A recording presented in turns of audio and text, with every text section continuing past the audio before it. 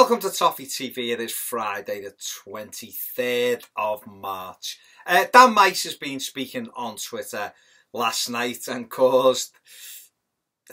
well, he didn't cause it, to be fair, but there was quite a stir over some of his comments. Understand what point Dan was trying to make. I think a lot of people...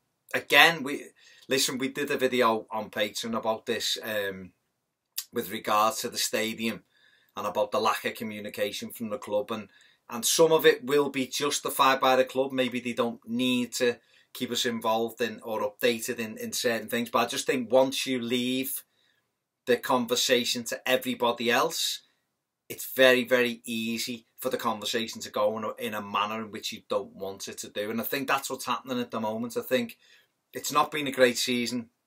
People are very, very disillusioned by different things. I think the appointment of Sam Allardyce hasn't filled everybody with optimism, shall I say.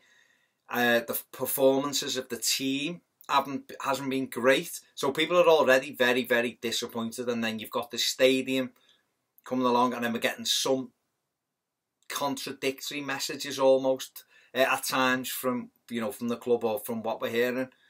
And it becomes a real problem because people take it on board and people discuss, and other people that with shorter fuses and angry, and on social media it just kicks off. And I personally think it's great that Dan Meis goes on there and talks about it. I think it's great that he wants to converse with Evertonians. He's obviously can only say a certain amount. I think what's not great is that the club aren't filling in the gaps as well, so they're kind of leaving him to deal with it, and I'm not sure that's the best idea. I think what Dan was saying, I mean, listen, it's well documented. I'd love a ground of over 60,000. But I think 55,000 I would be good with. I think the architect, let him design it. We're not architects, so we don't know the first thing about it. All we can do is have an image in our head what we'd like it to be like. I think he's talking about delivering an iconic, unique, world-class football stadium.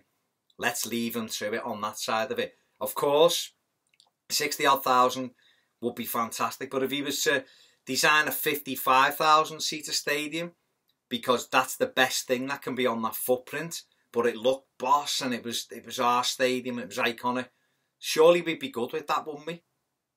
Surely.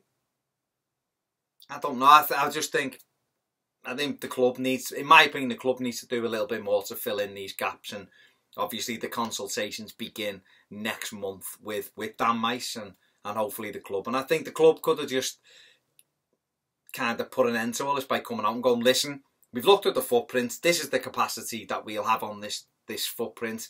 It's 55,000, 58,000, whatever. That's what it is. And Dan Meis is going to deliver the best looking, best and most iconic stadium he can on that footprint. It's going to be a stadium Evertonians are proud of. And let's get behind it. And I think people would have gone, okay, you'd have had the naysayers, of course, you're always going to get that no matter what. But I think a lot of people would have gone, yeah, okay, that's what it is, let's get on with it. Can't wait to see drawings and everything else. But, with the King's Dock, it was 50,000, it was out there. With Kirby, it was 52,000, it was out there. Bramley Moore, silence. And I think that causes, for me, that causes a problem.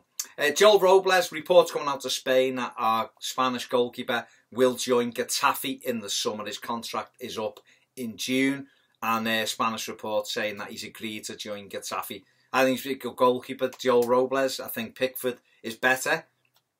I think Joel in general's never let us down. I think he is a good keeper and he deserves to play games. So it's with our best wishes, I'm sure, if he moves back to Spain to continue his career. He's 27, I think, or 28, so he needs to be playing games now.